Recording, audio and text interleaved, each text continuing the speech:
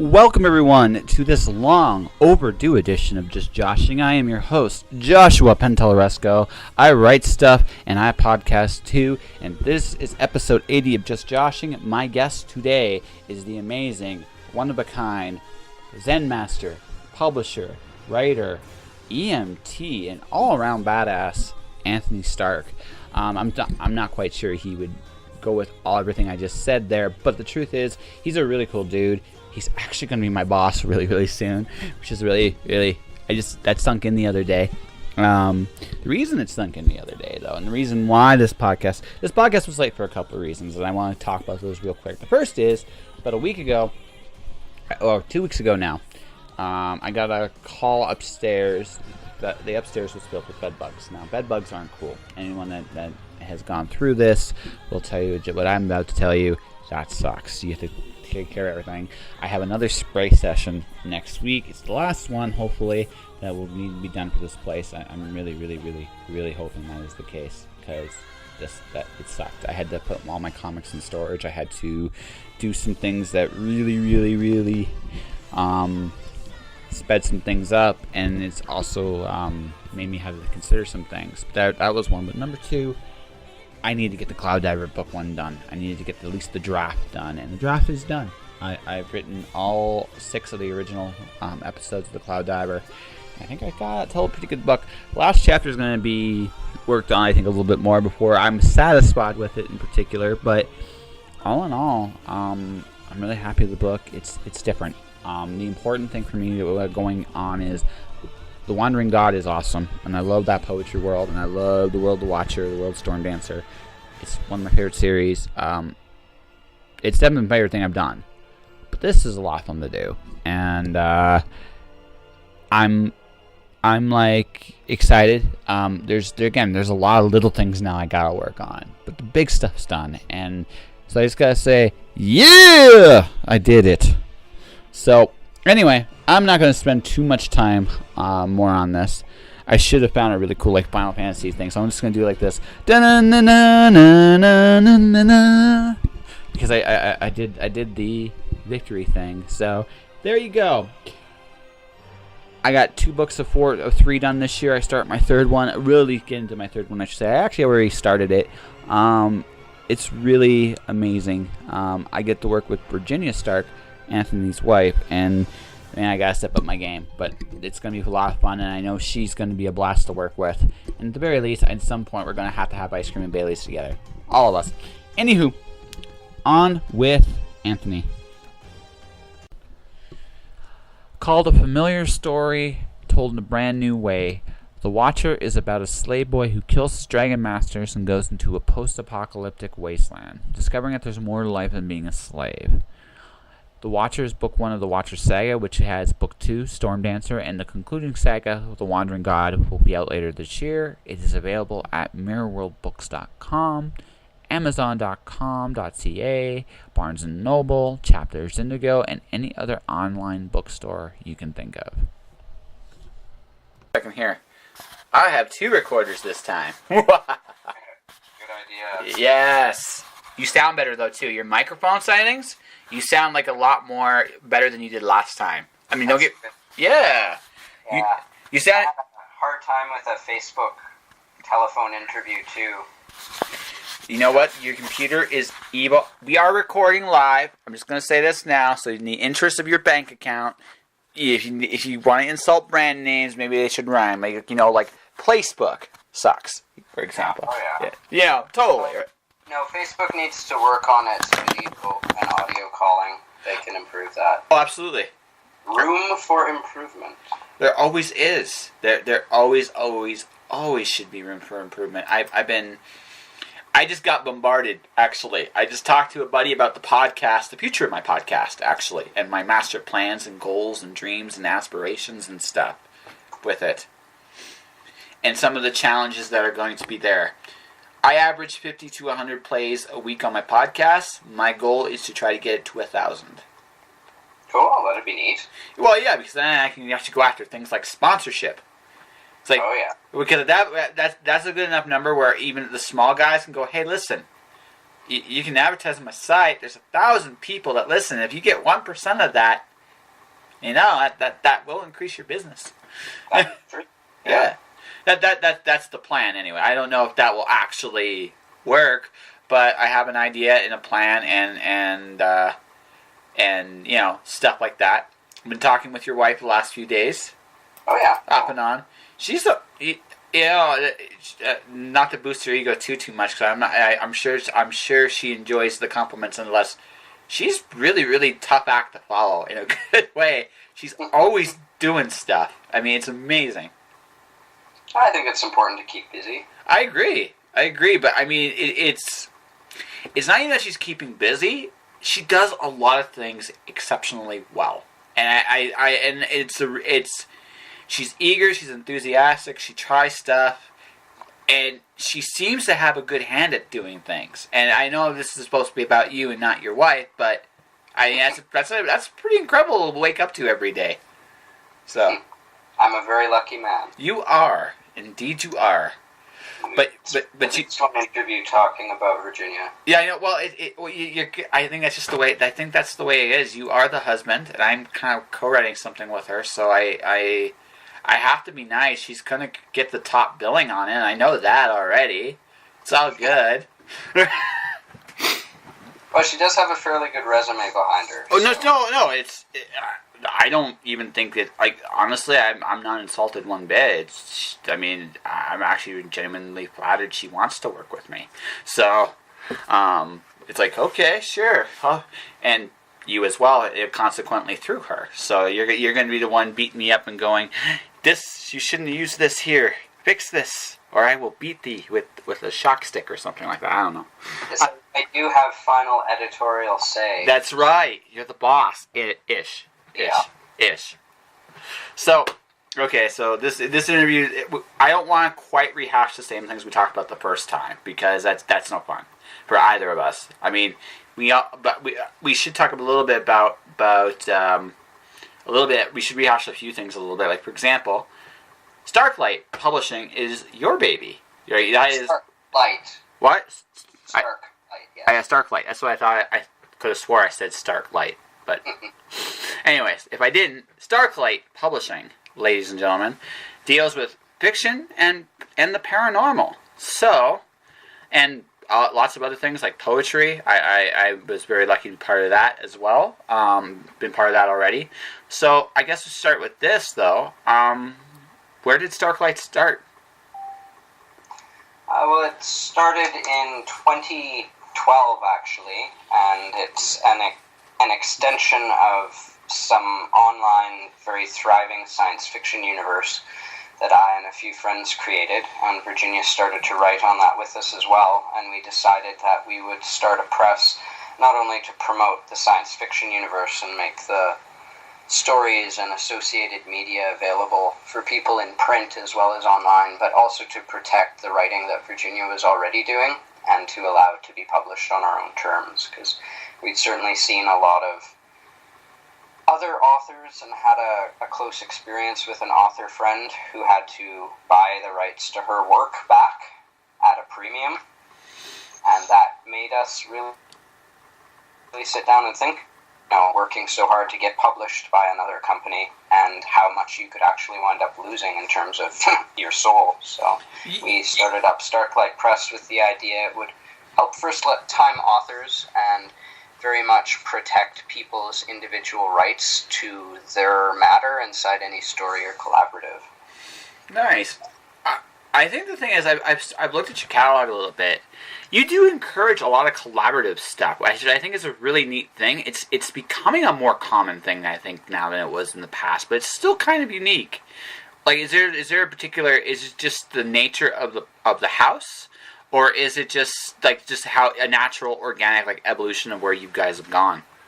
I think it's an evolution based on a fusion of the modern technological age and people's increased literacy and desire to communicate. Because, in my dad's day, it was all chiefly radio, and you sat there and you listened to what a few people had to say, and then you thought what you thought about it, and you communicated with your friends or your relatives about it.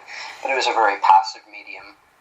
But now, people have the ability to communicate instantly, to communicate very eruditely, they are exposed to so much more in terms of imagination and things that fire the imagination, that I think collaboratives are a very organic development in terms of the idea of writing in a technological world. So, well, it makes, it's also like publishing in general and media in general is easier.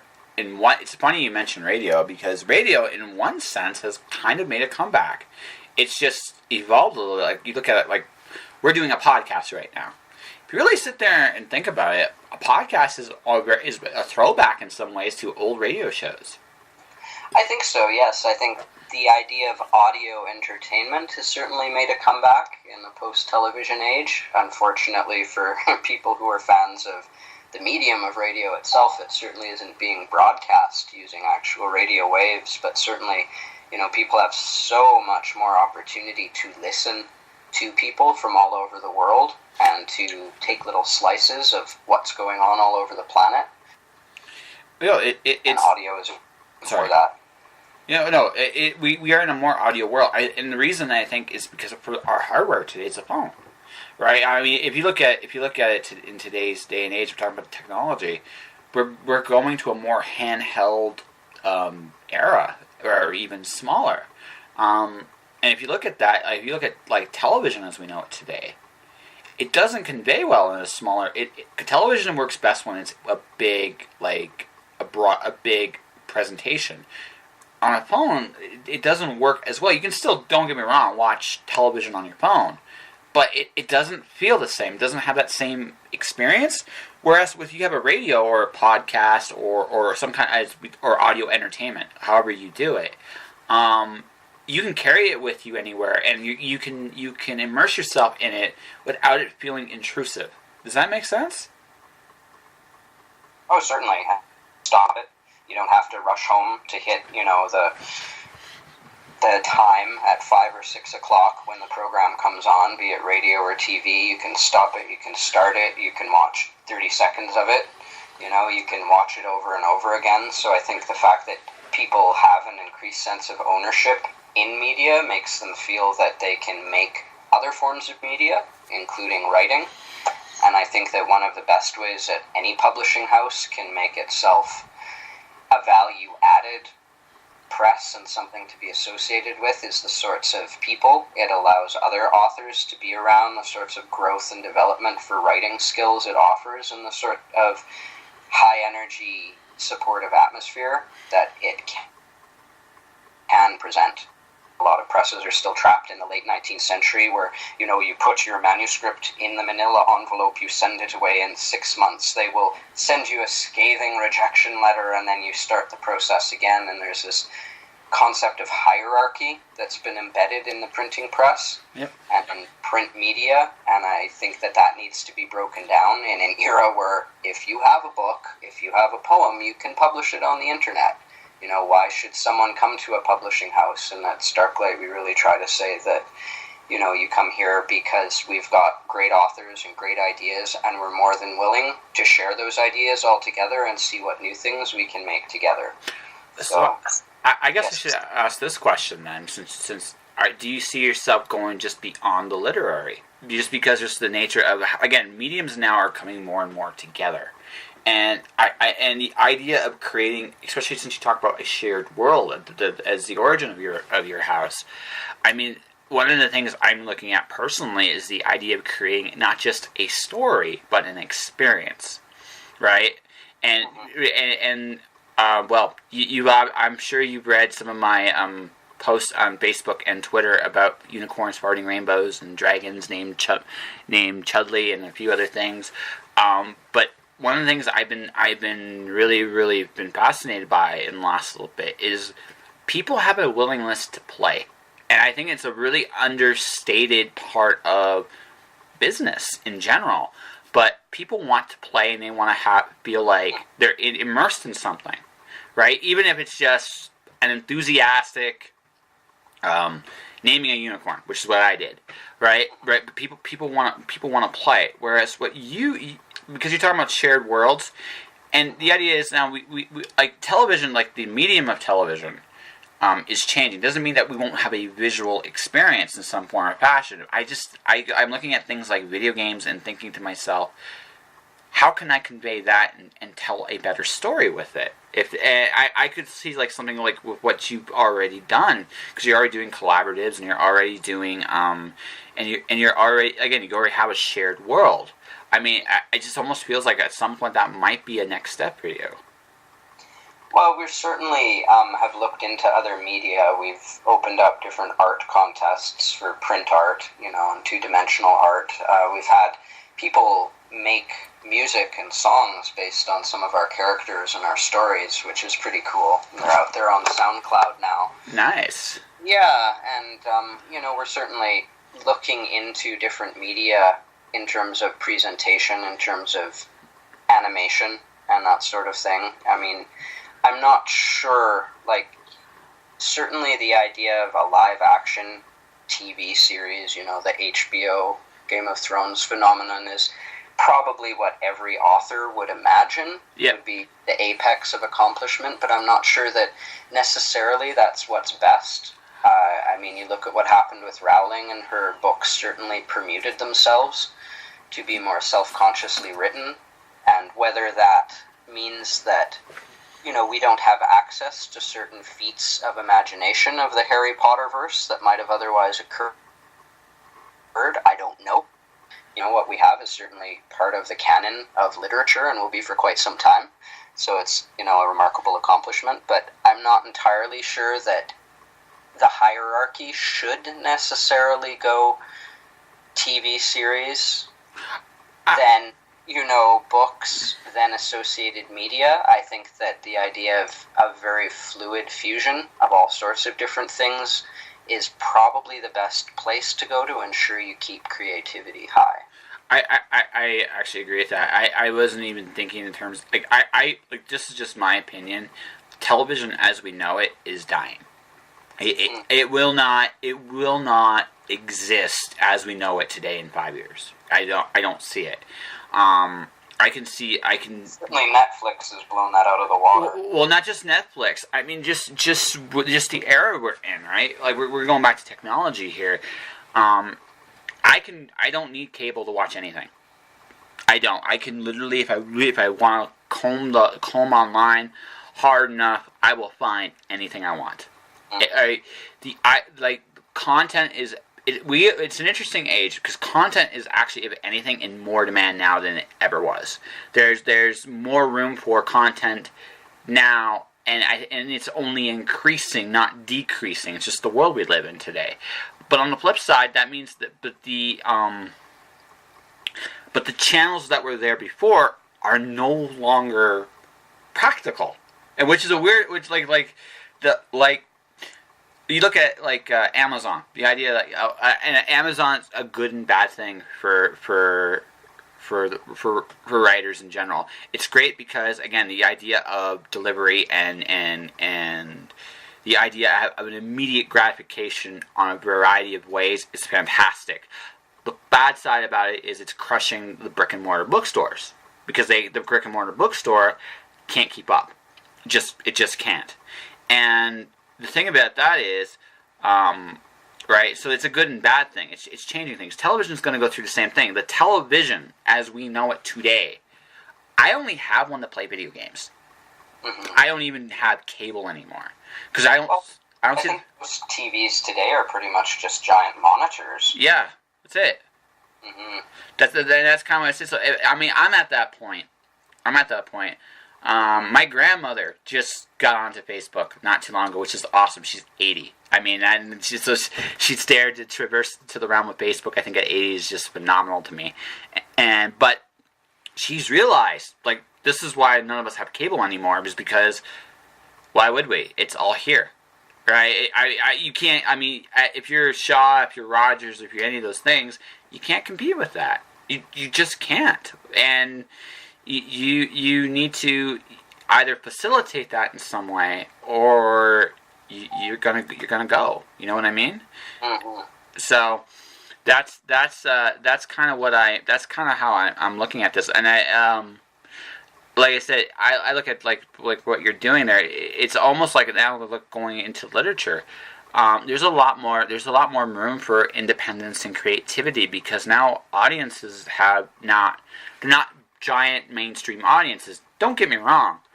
I'm sure you would love a J.K. Rowling level bestseller in your house. I'm sure you would not complain one bit if that happened tomorrow, right?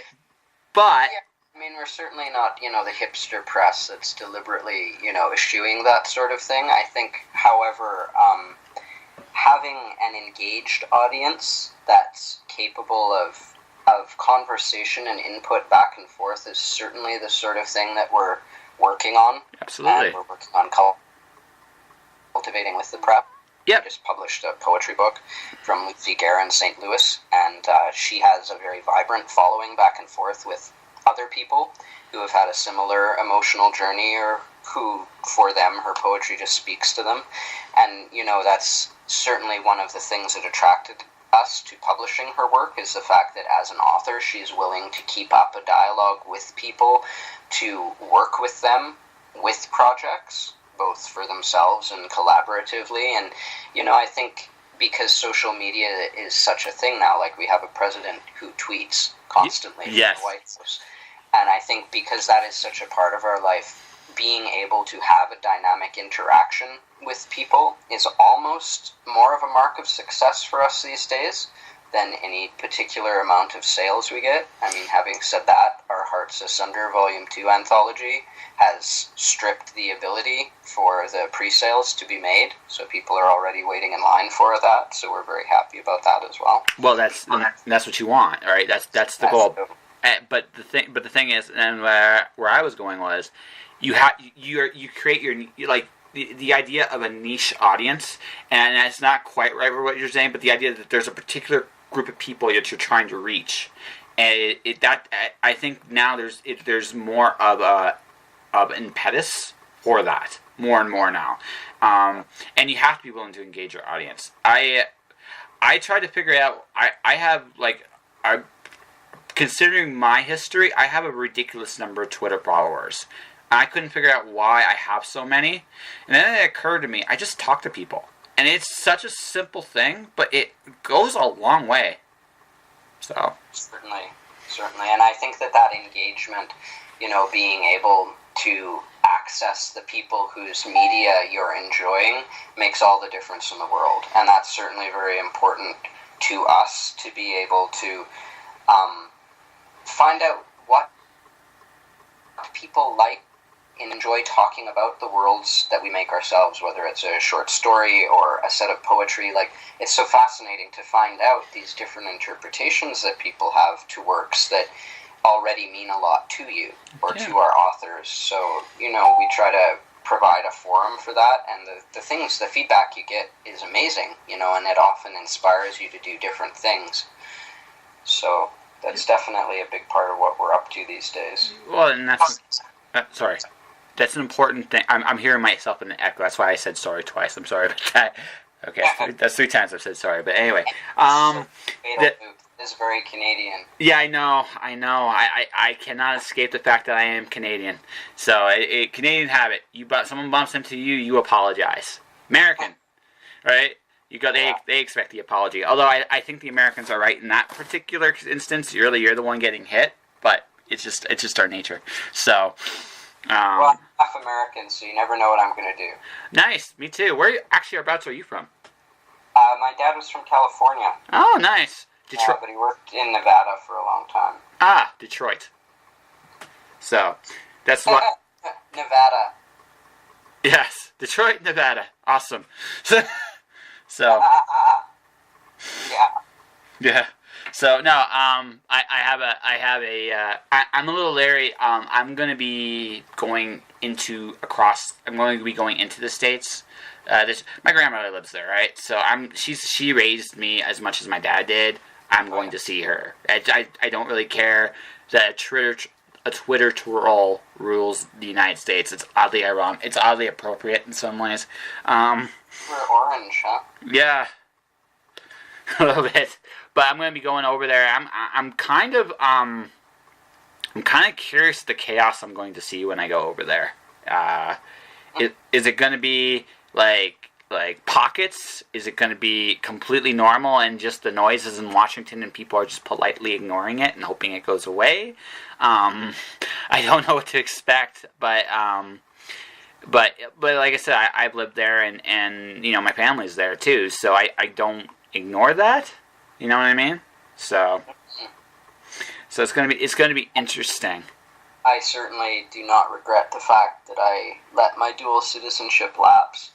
Yeah, I know. I'm kind of torn. I'm kind of torn because mine does expire this year, but I still, like I said, my grandmother's still there, right? And as long as she's there, I kind of feel like I should renew the damn thing.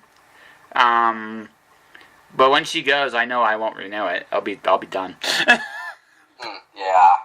So tough call. I don't really want. I do like the lack of hassle with the citizenship. I'm not sure I want to support what I'm seeing over there, though, either. It's kind of a tough call. So, what are you going to do? Sure. What you can do about that, except, try to discuss the fundamentals of what has made the situation and what could make a better situation through art. Like, we had our monthly writers meeting. Really? Yeah, at the end of January, and we had a school teacher from the middle school here who's on the advisory board for School District 59, which is our local district, and they want to use some of these science fiction books from the GAF universe for their middle schools as a project. That's awesome. Work with them to develop a lesson plan where all the kids can make collaborative stories based in the GAF universe and talk about matters of resource allocation, politics, interpersonal and interspecies interactions, and, really hash over a lot of the subjects that are kind of in the simmering bedrock beneath all the fireworks we're seeing in America today, but in a science fiction framework. And that should be pretty cool. When the kids are done them, we're going to publish them all and then a GAF anthem. You realize the kids are going to be smarter than we were. Totally. They're going to be like, they're going to be really engaged with it. It's got such a wealth of information about it and so many ways that they can think and talk about whatever issues are important to them. So I think that'll go over very well. I also just dig the fact that you're using science fiction kind of how it was originally done anyway. Science fiction at its core dealt with social issues of the day, but told them in a context that was very, futuristic. I really dig that. I wish there was more of that, actually. Yeah, that's definitely why we founded the GAF universe, was to kind of go back to the original science fiction writers like Alfred Bester and Heinlein, of course, who is a god amongst writers, and just get into the idea of making a cohesive world where you could talk about today in terms of tomorrow, giving it that bit of a distance and a bit of a tongue-in-cheek edge to it so that you can laugh at the horrors you see around us. Yeah, definitely. Oddly enough, one of the reasons why I've been a lot sillier on my feed is because of all the chaos I'm seeing on just my Facebook board. Because I don't know about you, it's very bipolar with me. No, totally, and you can't just sit around and wallow in a sort of post-apocalyptic liberalist funk all day. And it does nothing to converse with people who have lost their minds on either side of the argument. So we kind of threw ourselves into doing writing and creating about, what's wrong? How do we fix it? How can we tell people who might not otherwise agree what's wrong and how to fix it? And that's a real question for any artist or writer. I how think do you get your message across that divide? I think the one thing that might be lost with what's all going on around here, and I mean, again, whatever you feel about him, one way or the other, that's your, we're just for the sake of this podcast, we're going to pretend that there's no opinion, one way or the other. Whatever you feel, there was a desire, and I think the desire was in the right place. There was a need for change in the United States, and I think everybody sensed it. I just think that my own opinion of it was, you had two very fundamentally flawed candidates, and the thing was, the reason I think one won over the other is because no matter what you thought of that particular person, he was different than what was there before. She was a continuation of what seemed to be, has always been there. And I think that might not have been a bad thing. No, maybe looking in hindsight, maybe not. But that desire for change, I don't think necessarily was a bad thing. I just think this is one of those situations where everybody kind of wished there was a better alternative. Well, I think two people have become really confused between the idea of politicians and priests, gods and celebrities, and the limits of what humanity can accomplish over a given time frame. It's the American election is not designed to smite all our enemies and have the president buy us all a pony, and that's part of what we discuss in our science fiction worlds and absolutely the things we tackled in our Game Changers, Great Men, were these concepts of, you've got these iconic figures that we look back on through history, and how did they actually express themselves? What is the essence of what we see compared to the people they actually were? How does what they appear to have done for us now compare to what they actually accomplished at the time? And you look at that in terms of American politics, and people need to start thinking critically about the limits of what humanity can accomplish with a single day of voting. Oh, that's true. I actually have I've been thinking about this too more and more. This is something about today that I think a lot of us overlook. Yes, the president of the United States is a Twitter troll. There's no doubt about that. But there's a flip side to that too. It is actually easier now for all of us to communicate with each other. The one beautiful thing about today's age and time is I'm talking to you literally. You're in British Columbia. I'm in Alberta, and this would not have been possible even 10 years ago, right? Would have taken a lot more equipment to record it, certainly. Absolutely. So the thing I'm getting across is this: we have hit that point where we have instant communication with anybody we want. That truth of we are within 5 people of knowing everybody is more true today than it ever was. So, and considering how fundamentally broken the electoral process seems to be, especially in the United States, I think now more than ever it's time to reevaluate how things are done. The election system is also almost 300 years old. It's 250 years old as of right now. Maybe, well, not quite, 240 some odd years old. And the thing about that is, 240 years has passed, and now I can talk to my mayor on Twitter. I can talk to my mayor on Facebook. And I can literally, if I establish some kind of dialogue, I can express my concerns now without the same, not quite the same amount of representation required anymore. And I think we've hit an interesting point where we can actually collaborate more. Going back to collaboration here a little bit, there's a lot more room for collaboration between everybody now. And so we've kind of fallen into a science fiction universe. Yeah, absolutely. So I'm just thinking, when this is whatever this, I guess experiment is the nicest way to put this. I don't know how else to describe it without in a negative, without putting any kind of negative context to it. I mean, something that Americans, even Canadians, should be looking at is the process we've been doing these things for the last hundreds of years. Maybe it's time to reevaluate and change it. I think that's true. I think, however, the election has given us a very big caveat that we have to think about what it is we want to evaluate for and change, because if we don't have a clear concept of what it is we're thinking about to begin with, we're going to make bad decisions. And especially if we don't have those parameters clearly defined, the world can go sideways very quickly. I actually agree with that. Like that's where we're at. We're at that point now though where it is possible for like me and you, we just had a dialogue. Now obviously if you have 1,000 people in the same room, we'll never agree on anything. But we can talk to each person. It's a lot easier to talk to people one-to-one and communicate more. And I think that more than anything else today is something we should utilize a lot more. And that's so we've definitely talked a lot about politics and like how do you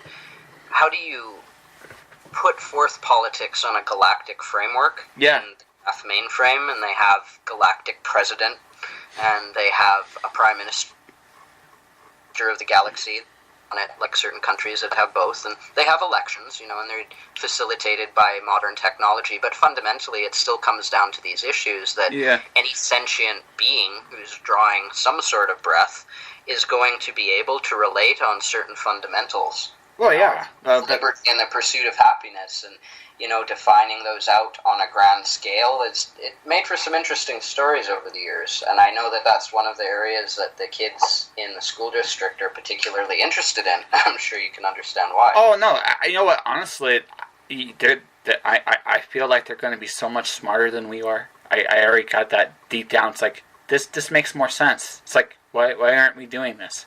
But no, it sounds like honestly, you've accomplished a lot. Like you're in schools. I've seen these like letters you guys gotten from the Prime Minister.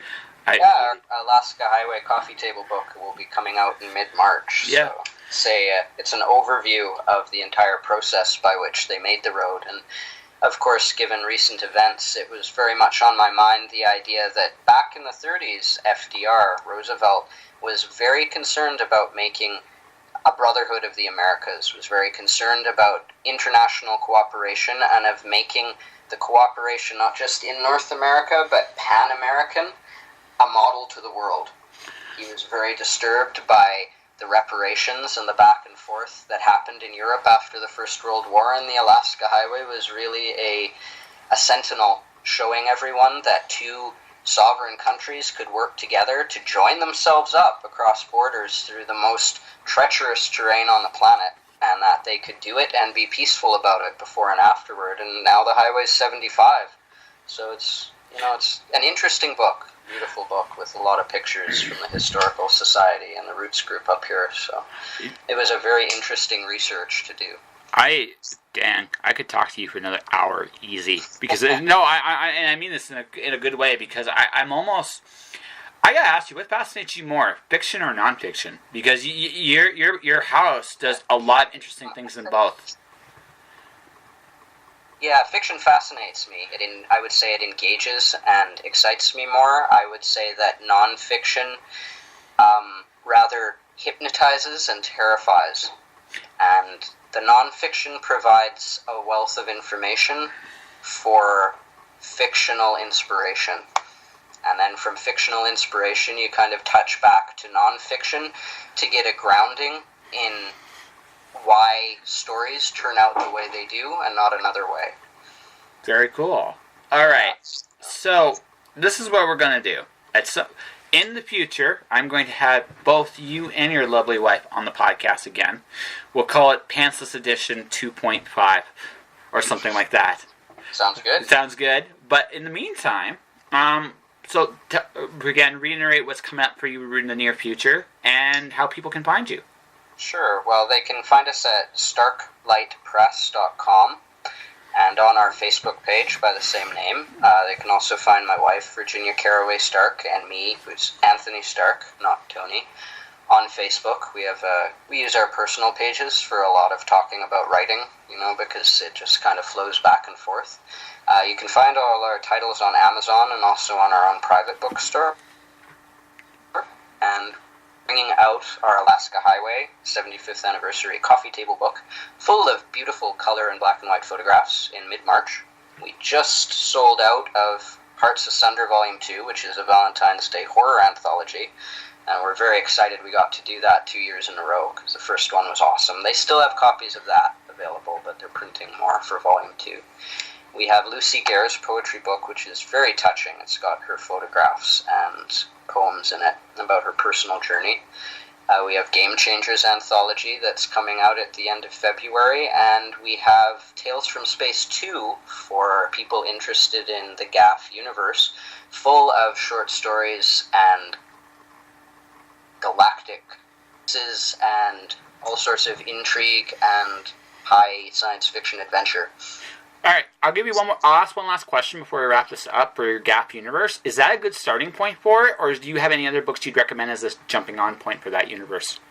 I would say any of the things we have to offer are a good point. Tales from Space 2 is very adventure-oriented, so if you want to have a good read and get a bit of a taste of what the GAF universe is like in all its absurd, poignant, terrifying beauty, I would suggest Tales from Space 2. We also have the first volume, and Virginia's written Dalton's Daughter, which is an autobiography of one of the main characters, Sasha Wheaton. And I also have An Incident in El Nur, which is a full-out GAF adventure coming out. Later on in the year, we have 2 collaboratives from the GAF universe, which are like high classic Star Trek-esque adventure episodes coming out, but I would say Tales from Space 2 would be the best choice right now. All right. Well, thank you very, very much. I will. Yeah. I want to thank Anthony Stark for coming on this show not once, but twice. This was a good interview. I was really happy with it. Anthony's a really cool dude. Starklight does amazing stuff. They got a lot of rewards being recognized for their contributions to Canadian literature. I encourage you to check out any of the books talked about in the podcast, and check out their work in general. It's different. It stands out because it is a different approach, and it's definitely good quality work all the way around. I want to thank everybody for listening to the show. It won't be quite so long before the next one. Probably another early one. There might be a gap again next week in the middle of the week. But after that, it should be back to normal. Yeah, I want to wish everybody here a good time, a rocking good time. And you stay inspired. Do the things you're called to do. I've been going through my own trials the last little bit. A lot of things happened earlier this year, and I'm coming out of them now. The important thing to remember is we all have to wade through stuff, just the way it goes. It's not built to be a smooth ride. The secret, my dad told me this a long time ago, the secret is it's not about the muck you traversed in. It's about where you end up going. If you focus on that and not so much on the things you're going through, you find yourself sooner or later there. The mind tends to go. You tend to go where your mind tends to go. So if your mind tends to always look at the shit, well, that's where you're going to go. If your mind tends to look at the bright spot, you're still going to go through some shit. Life's just built that way. But you will see the other side of it. All right. That'll do it. I am Josh Pentellaresco. Buy my books, Watcher, Storm Dancer. You can get them at Amazon.com, at MarielBooks.com, or buy some merch at Redbubble. I'm going to have to do that ad real soon. Stay inspired out there, everyone. Josh.